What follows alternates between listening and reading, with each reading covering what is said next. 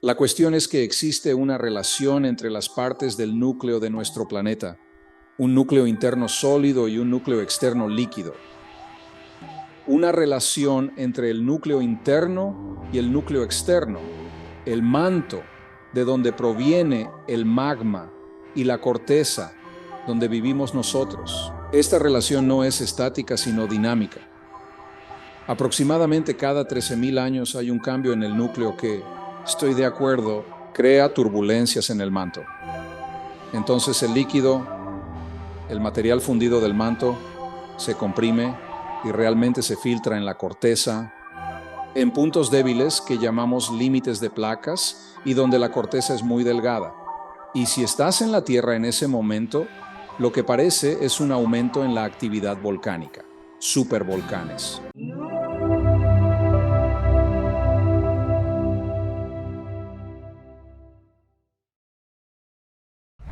Me gustaría dar la bienvenida al programa al campeón que regresa, Greg Braden. ¿Cómo estás, Greg? Alex, es un placer verte hoy.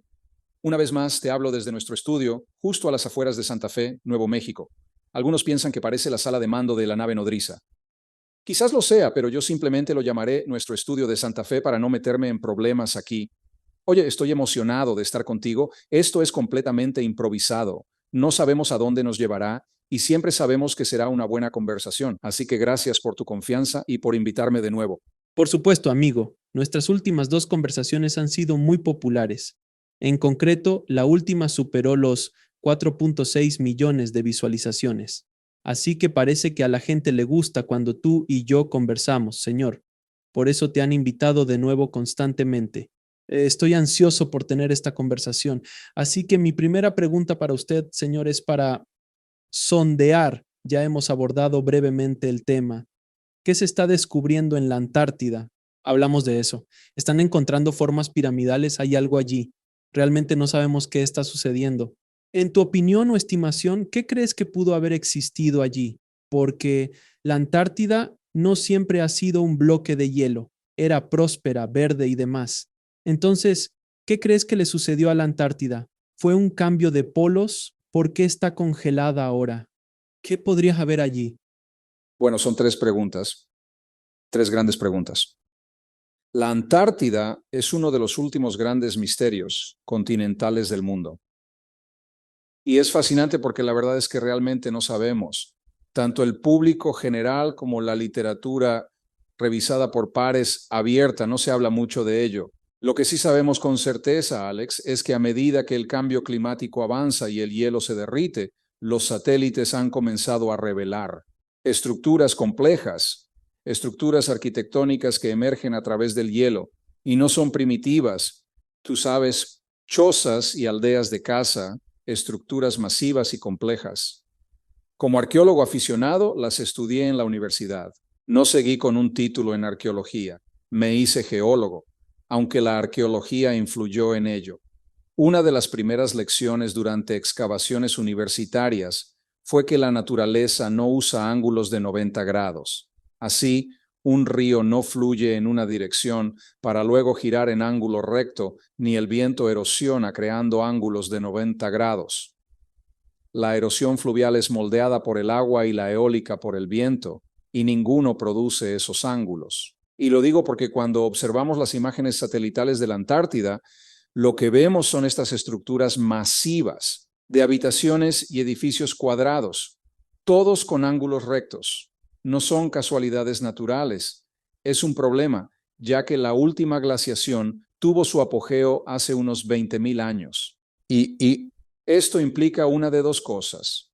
O las estructuras fueron construidas en el hielo, durante la edad de hielo, lo cual es bastante improbable. No se ve a la gente haciendo mucho de eso, o las estructuras existían antes de que el hielo estuviera allí. Y la pregunta es, ¿nos enseñan que la civilización comenzó hace unos 5.000 a 5.500 años en el valle del Tigris y el Éufrates, Mesopotamia, Sumeria y todo eso? Entonces, la pregunta es, ¿quién estaba construyendo estas complejas estructuras en la Antártida hace más de 20.000 años? Y no conocemos la respuesta. Como científico, debo decir que no la conocemos. Hay mucha especulación. Tengo mis ideas personales, pero no sabemos la respuesta. Una de las razones por las que es tan emocionante, Alex, es porque se presume que estas estructuras están muy intactas. No han sido saqueadas como muchos sitios arqueológicos en Egipto y otros lugares de África y Sudamérica. Y geológicamente parece que este hielo se formó relativamente rápido. Entonces, quien quiera que sea esta civilización avanzada tecnológicamente y sea lo que sea en lo que basen su civilización, se presume que aún está allí, aún intacta. Y si lográramos recuperarla, podríamos aprender mucho y sería beneficioso para todos nosotros. Ahora, eso es lo oficial, digo. Eso es de donde vengo oficialmente.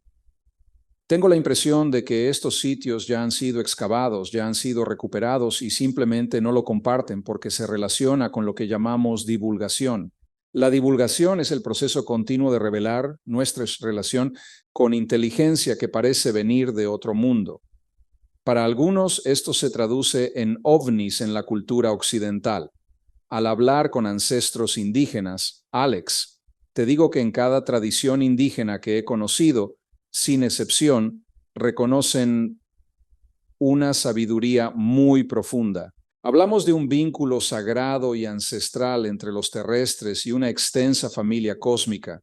Es una conexión constante, arraigada en su cultura, no vista como ajena, sino como parte natural de su cosmovisión. Cuando estoy con algunos grupos indígenas, ellos hablarán acerca de la cosecha. Tú sabes, los granos que están cosechando y luego en la siguiente frase dirán, ah, sí, y mi abuela estaba enferma, la llevamos junto al agua y la familia del espacio vino y la sanó anoche. Y así fue como pudimos. Y luego es como parte de una conversación normal. No es algo raro, extraño o secreto. Así que creo que la Antártida es controvertida, porque en los años 50 fue militarizada y había un tratado que decía que no la militarizaríamos. Y también hay un tratado que dice que no militarizaremos el espacio y que no militarizaremos la luna. Y, ¿sabes? Seguro has tenido invitados discutiendo cómo hemos incumplido esos tratados. Tras la Segunda Guerra Mundial, surgieron bases alemanas y estadounidenses. Hoy, China también posee una base militar allí. Técnicamente es para investigación, así que no se dice que está militarizada, pero hay mucha actividad militar ocurriendo allí. Al observar la Antártida debemos preguntarnos, ¿qué ha pasado allí? ¿Qué habría causado que se formara el hielo si antes no había y qué está provocando que se derrita ahora? Nada de esto ocurre en el vacío y eso es lo que lo hace tan interesante. Así que voy a abordar esto desde una perspectiva muy amplia. Como geólogo, recientemente hice una presentación sobre civilizaciones antiguas y todos los ponentes señalaban el auge y la caída de las civilizaciones impulsadas por alguna fuerza energética misteriosa que se entiende muy poco. Sabemos que las civilizaciones aparecieron y desaparecieron porque las estamos encontrando y podemos fecharlas. La pregunta es, ¿qué las impulsaba? Parece que al menos una parte de lo que impulsa esto proviene de debajo de nuestros pies. Alex, es un proceso geofísico en escalas que normalmente no consideramos. La conclusión es que hay una relación entre el núcleo de nuestro planeta. Nuestro núcleo está compuesto por un núcleo interno sólido y un núcleo externo líquido. Una relación entre el núcleo interno y el núcleo externo, el manto, de donde surge el magma, y la corteza terrestre, donde residimos. Esta relación no es estática, sino muy dinámica, y cada unos 13.000 años ocurre un cambio en el núcleo. Crea una turbulencia en el manto. Entonces el líquido, material fundido en el manto, se comprime y realmente se filtra en la corteza en puntos frágiles llamados límites de placas, donde la corteza es delgada. Si estás en la Tierra, entonces parece un incremento en actividad volcánica, supervolcanes, sismos, lo que provoca un cambio climático observado actualmente en la Antártida. Ocurre cada 13.000 años. Hay un Podemos detallar más si es necesario, pero explico esto de forma general. Hay un cambio en el núcleo terrestre.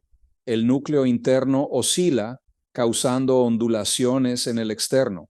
Esto genera los campos magnéticos del planeta que nos protegen de la radiación solar, el viento solar y la cósmica. Es un hecho conocido. Al ocurrir estos desplazamientos en el núcleo, debilitan el campo magnético. Existen muchas implicaciones en esto. Hace unos 13,000 años ocurría lo que llamamos el Drías reciente.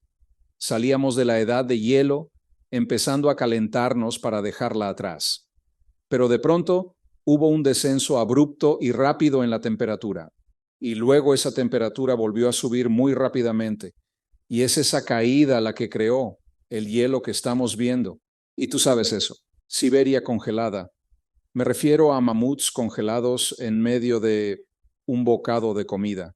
La comida aún en sus bocas, congelados en pleno paso. Estas cosas suceden rápidamente. Así que hay un cambio en la dinámica del núcleo planetario que desencadena. Es una infiltración de magma del manto, conocida como plumas mantélicas que se mueven ascendiendo por la corteza. La actividad volcánica se concentra en puntos débiles terrestres. Conocemos la existencia de supervolcanes que entran en erupción cada 12,000 a 13,000 años. Estos liberan masivas cantidades de dióxido de azufre en poco tiempo a la atmósfera, reflejando la luz solar y bajando la temperatura global. Este fenómeno es el responsable del enfriamiento rápido de la Tierra. Así, el descenso térmico no toma cientos de años, sino que puede ocurrir rápidamente. Y algunos científicos ahora dicen que sucede en cuestión de días, que esto puede ocurrir. Así que esto parece haber desencadenado el Dryas reciente. Ahora, hay otra teoría que sugiere que fue provocado por un cometa. Y aquí es donde se pone realmente interesante. Hubo un cometa que ocurrió durante esa época al inicio del Dryas reciente. Sabemos que fue un cometa, no un asteroide ni un meteoro, porque un cometa, al entrar en la atmósfera, se fragmenta. Un asteroide o un meteoro o meteorito tiende a mantenerse más intacto y crear los tipos de cráteres como los que vemos en el Golfo de México o algo por el estilo. Entonces, desde el Ártico hasta el sur de África, hallamos fragmentos de este cometa. Sabemos que es un cometa por eso. También las proporciones minerales. De origen extraterrestre, de fuera del espacio, son distintas a las proporciones de los minerales en la Tierra. Así que el platino que encontramos en estos depósitos sabemos que es de origen extraterrestre. No es el platino de origen terrestre. Así que sabemos que ocurrió ese cometa y contribuyó. Lo que llamamos Dryas reciente, sin embargo, es así. Eso parece ser un evento único. La naturaleza cíclica de lo que está ocurriendo en el núcleo es justo eso, una naturaleza cíclica. Retrocedes otros 12,000, 13,000 años. Ves otro supervolcán hace unos 25,000 años y lo mismo. Observas lo mismo con las temperaturas y luego retrocedes otros 12 a 13,000 años. Puedes hacer esto hasta llegar a 72,000 años antes del presente. Así existe un proceso dinámico bajo nuestros pies. Es un ritmo natural que ha desencadenado el auge y la caída de civilizaciones. Y la razón por la que esto es tan interesante desde la perspectiva de las civilizaciones antiguas es que parece que hemos tenido muchas civilizaciones avanzadas en el pasado que sucumbieron a las fuerzas de este proceso cíclico. Y si sabemos dónde y cómo buscar, porque el nivel del mar sube y la tierra, sedimentos cubren estas cosas. Si sabemos dónde buscar bajo el nivel del mar y utilizamos radar de penetración terrestre, es precisamente lo que está sucediendo. Estamos comenzando a verlas curiosamente. Las civilizaciones que están surgiendo en estos tiempos tienden a irse bajo tierra. Esto podría explicar por qué Göbekli Tepe se enterró de repente o algunos de los comunidades subterráneas que estamos encontrando ahora en Medio Oriente. En Turquía, lugares como... Pero esas son, y por cierto, solo para interrumpirte un momento, cuando dices viviendas subterráneas, la gente piensa, es un pequeño búnker o algo por el estilo. olvidé el nombre, pero la zona en Turquía alberga de 20 a 30.000 personas y más, y comida, animales, agua, aire y todo con sistemas de ventilación. Sí, de varios pisos, con ventilación y demás. Pero, ¿por qué se molestarían en invertir energía en construir esos espacios subterráneos si no hubiera una necesidad? No lo harían sin razón. Sabes, un hobby, pero no sin motivo. Y tampoco lo harían si fuera solo un cometa, porque el cometa ocurre rápidamente. Sí, aquí está la cuestión. Sugiere que al menos algunas de estas civilizaciones eran conscientes del ciclo de 13.000 años y no estaban esperando sin más para que sucediera, para comenzar a prepararse para ello. Ahora quiero decir esto de entrada como geólogo. ¿Dónde estamos ahora? Este es el valor de mirar al pasado. ¿Dónde estamos en esos ciclos? Ocurren cada 12 a 13.000 años. La última vez ocurrió hace 13.000 años. Observamos los precursores, señales ya vistas en el pasado. Los océanos se calientan, liberando gases a la atmósfera. Estamos presenciando un incremento en la actividad de volcanes de magnitud 6 o más. Estamos observando eso. Aquí yace mi optimismo. Por primera vez poseemos el conocimiento, la sabiduría y la tecnología para reconocer lo sucedido en el pasado. Y si nosotros que tengamos la sabiduría de aceptar lo que nos revela esa información, podemos no solo sobrevivir, sino también prosperar. Nos proporciona una ventaja evolutiva que tal vez nuestros ancestros no tuvieron, si carecían de la mezcla de conocimiento, sabiduría indígena de ciclos, cosmología y tecnología. Nosotros sí tenemos la tecnología. Alex, podríamos hacer cosas. Enterrar y reforzar nuestras redes eléctricas simplemente aliviaría mucho del sufrimiento por los extremos climáticos actuales, dada su alta vulnerabilidad. Así, ante vientos fuertes o formación de hielo en las líneas eléctricas. En Nueva Inglaterra, Cuando nosotros, Texas. ¿Estás bromeando? ¿Vivo en Texas? Entendido, estamos a mano. Se congelaron, exactamente, o actividad volcánica, cosas así, no detiene lo que está sucediendo, pero nos ayuda a estar mejor preparados.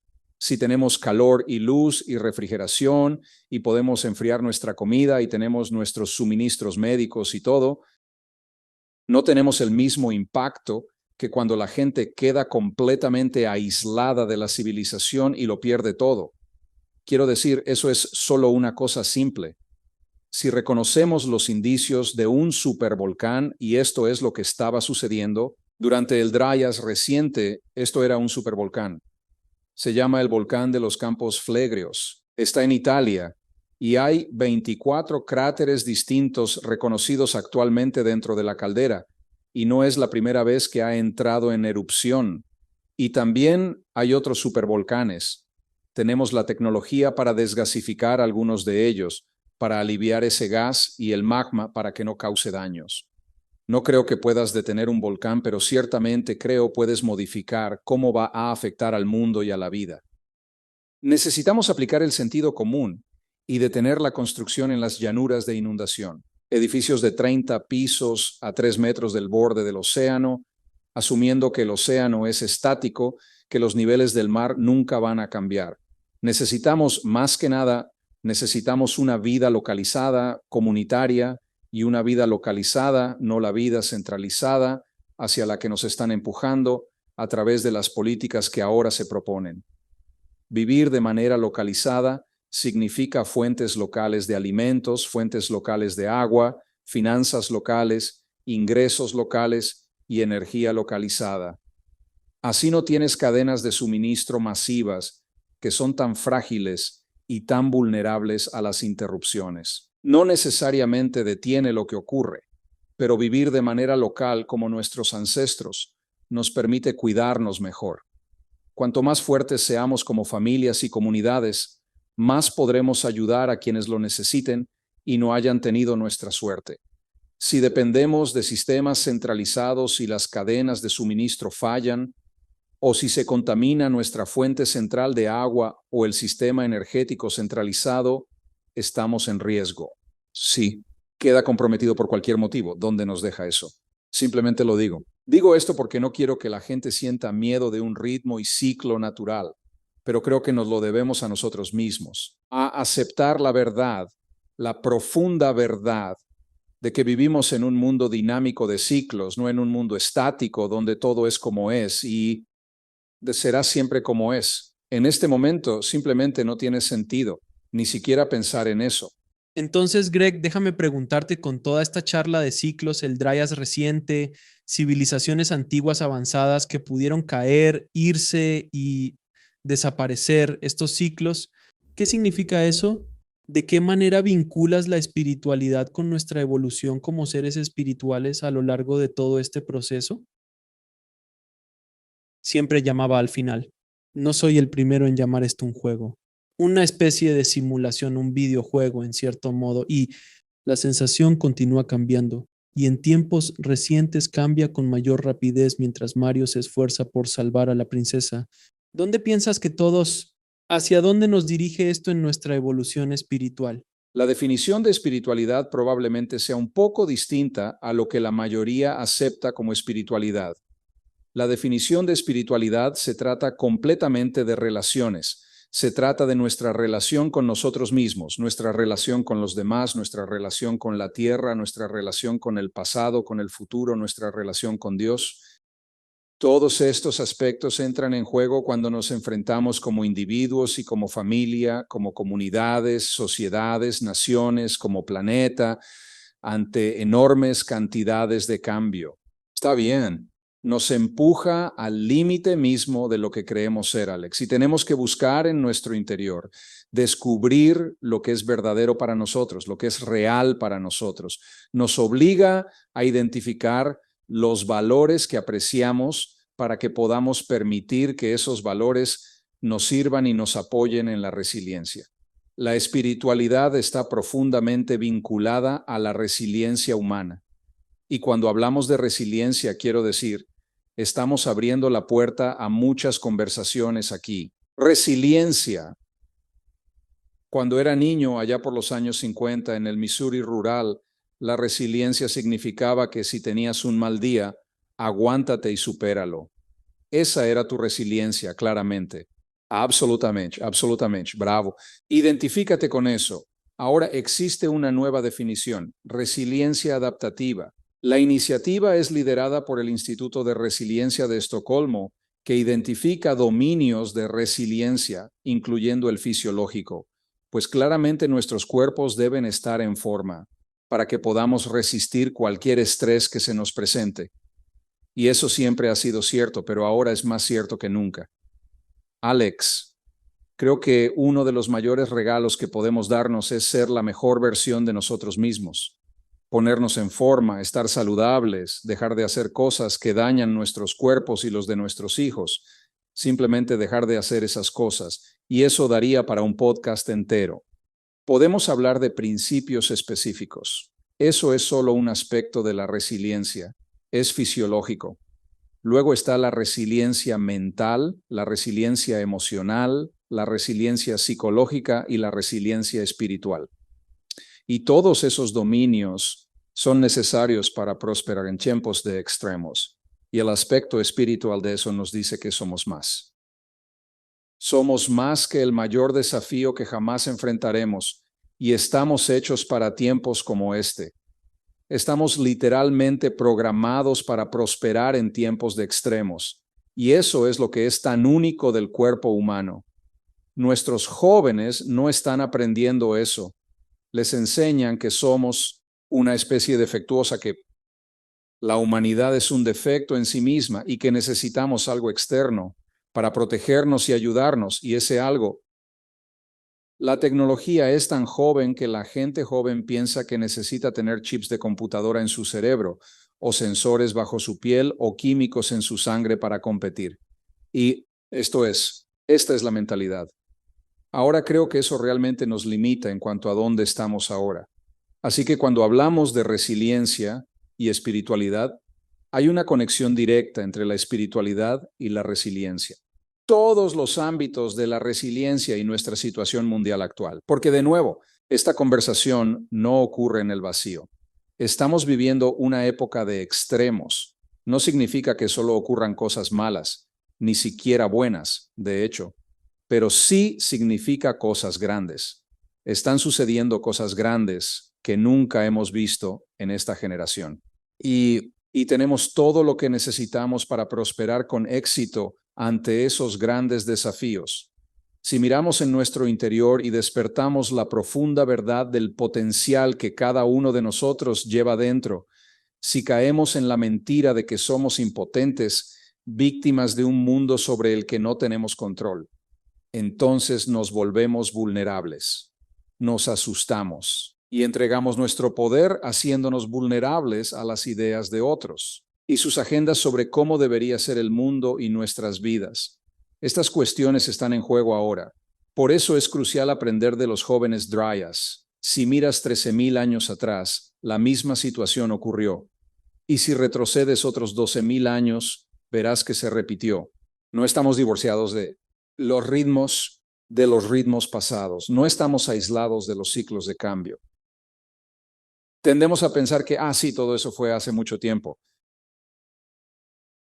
Ahora somos gente moderna y nada de eso tiene que ver con nosotros. Como geólogo, quizás aquí tengo una pequeña ventaja porque los geólogos, los científicos de la Tierra están condicionados a pensar en términos de grandes ciclos de tiempo, mientras que quizás científicos sociales y, sabes, otras ciencias ven en términos más limitados. Soy un pensador sistémico. Me encanta ver el panorama completo, entender qué mueve los procesos en mi vida, sociedad, política y religión. Luego, desde esa visión amplia, me enfoco en el nanomomento cotidiano para discernir nuestras opciones y decisiones. Así que no puedes separarlos. Todos forman parte del panorama general. Y al comprender lo que sucedió en el pasado y reconocer las fuerzas dinámicas que impulsaron este cambio en el pasado, enfrentan resistencia. No todos los científicos concuerdan con lo dicho. Sin embargo, la evidencia proviene de ciencia revisada por pares y está presente. La evidencia está. Artículos técnicos emergieron en marzo de este año. Las oscilaciones del núcleo terrestre se han ralentizado, incluso detenido. Esto no sugiere una inversión de polos, pero sí señala un cambio. Estudios muestran que glaciares en Groenlandia se calientan desde abajo por el manto. El calentamiento no viene de la atmósfera, sino del interior.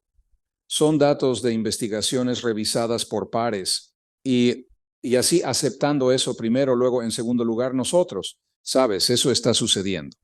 ¿Vale? Eso acaba de ocurrir en el Dryas reciente. ¿Dónde estamos hoy en los ciclos? ¿Y cómo podemos trabajar juntos? Como comunidad global, ¿nos queremos lo suficiente para aceptar la verdad y ser honestos con nosotros mismos sobre lo que muestra nuestra historia para poder prosperar en este momento raro, precioso y excepcional en la historia? Así que creo que eso lo resume todo. Desde luego, muy bien dicho, Greg. Sabes, lo interesante es cuando mencionaste los extremos en esta generación. Tú sabes, soy un poco más joven que tú, por lo que no experimenté los años 50, pero he vivido desde mi infancia hasta el presente. El cambio ha sido realmente extremo. Cambio radical. Desde los 19, para ser justos, desde inicios del siglo XX hasta los 50, hubo un cambio extremo, pero no es tan masivo como un cambio individual, porque sí, la tecnología avanzaba, pero la cantidad de información que tenemos es extrema.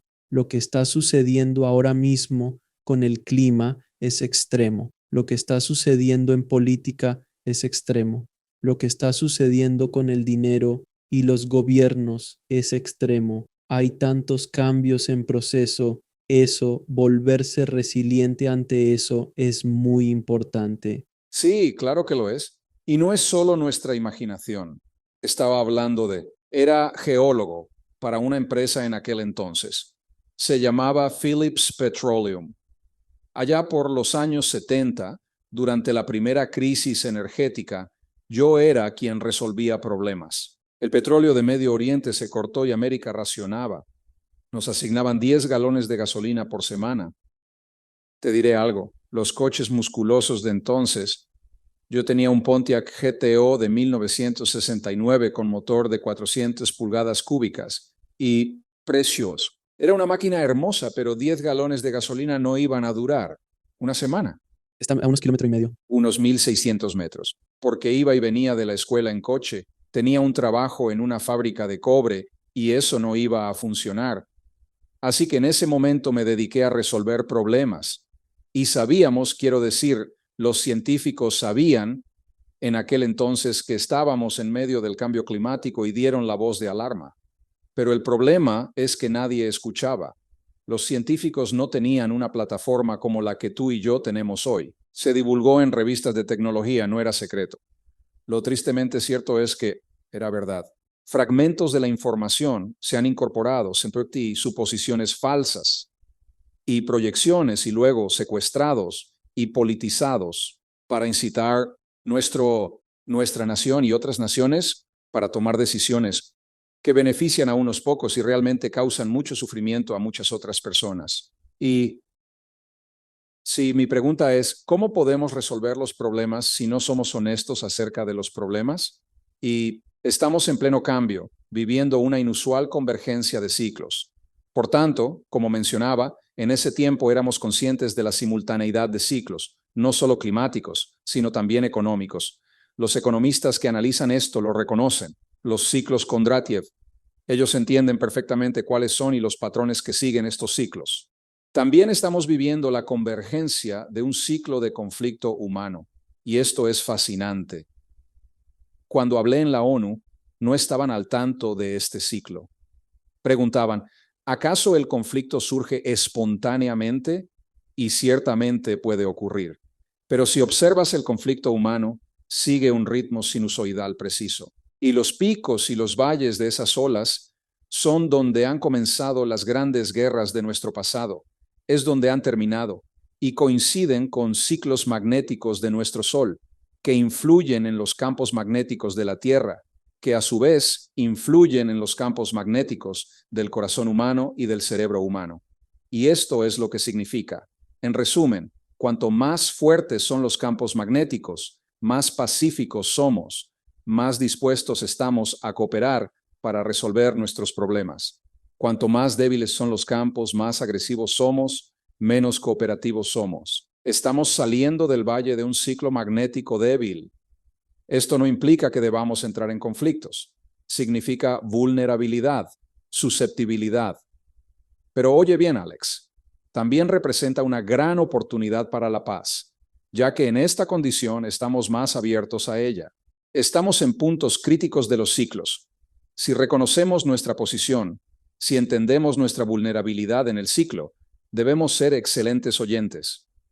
Escuchemos activamente las ideas ajenas y extendamos la rama de olivo, dando el beneficio de la duda. Esto no solo aplica a las naciones, sino entre individuos. Ocurre en cada hogar, en cada familia, en todo el mundo. También sucede dentro de nosotros enfrentando nuestros conflictos internos. Todo está interconectado sociológicamente. Cada aspecto está vinculado a estos campos. La cuestión es que estamos ante una convergencia, conflicto, economía, clima, todo confluye ahora. Y es por eso que este es un tiempo de extremos. Es un momento raro y precioso. En la historia de nuestra civilización, cuando hay una apertura para nuevas ideas, es entonces cuando la innovación es tan poderosa que una persona puede tener una idea. Y la apertura para aceptar esa idea puede cambiar un planeta. Ahora, solo quiero decir que voy a hablar con nuestros jóvenes. ¿Puedo mirar a la cámara y hablar con nuestros jóvenes, por favor?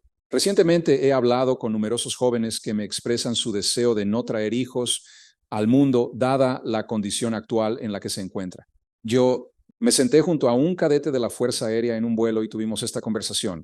Y él dijo que él y su esposa nunca traerían hijos al mundo. Y me explicó por qué. Y yo le dije, sabes, entiendo eso, escucho lo que dices, pero ¿alguna vez has pensado en esto? Y le dije, lo que acabo de decirte ahora mismo, dije, estamos viviendo este raro momento de extremos.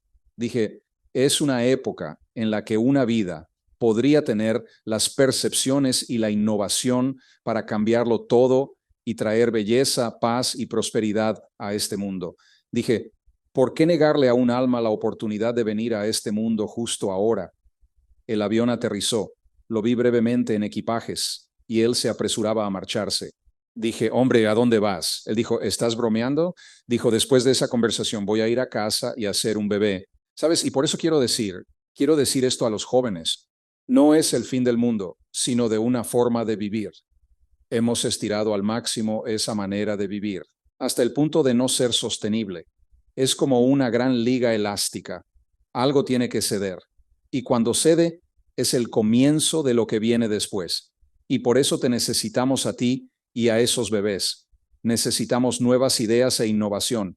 Y ahora, más que nunca, hay una receptividad a eso, porque tenemos la tecnología, a través de Internet y de todas las formas en que nos comunicamos, para compartir las ideas. Los científicos de los años 70 no tenían esos medios para compartir sus ideas, estaban limitados. En América eran 3 grandes cadenas de televisión. Eran ABC, CBS. Al final, NBC. Sí, si no lo veías ahí, como si no hubiera ocurrido. Y ahora, afortunadamente, ya no es así.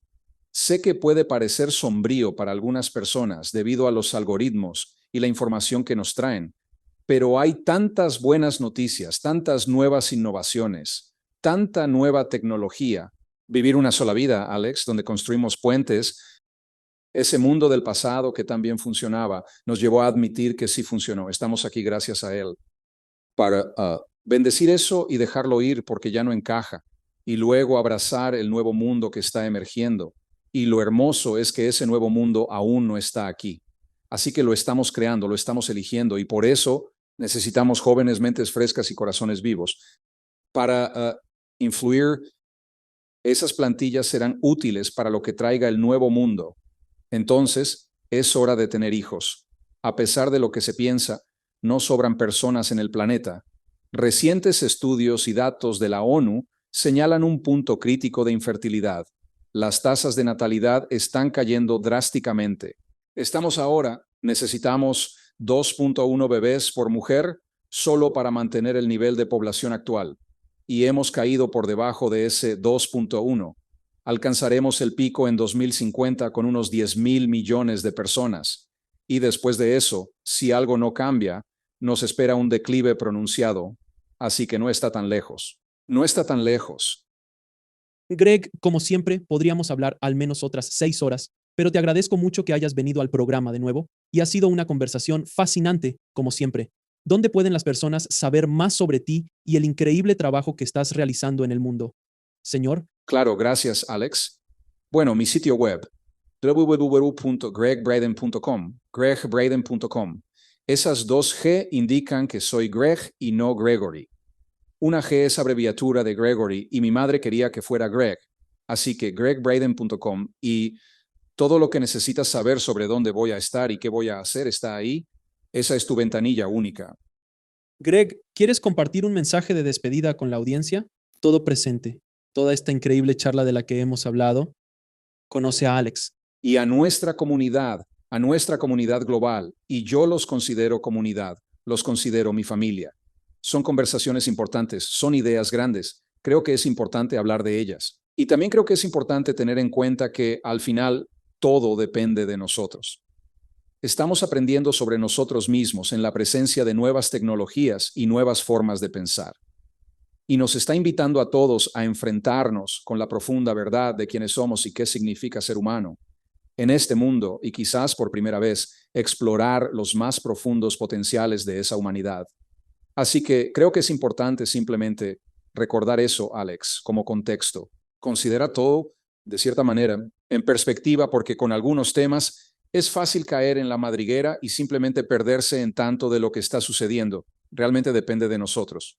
Amigo, hermano, te agradezco y valoro el trabajo que estás haciendo y el campeón que eres al difundir estas ideas en el mundo. Así que te agradezco, amigo mío. Gracias de nuevo. Pencil. Gracias por vernos. Haz clic en uno de los siguientes videos para continuar tu viaje y no olvides suscribirte.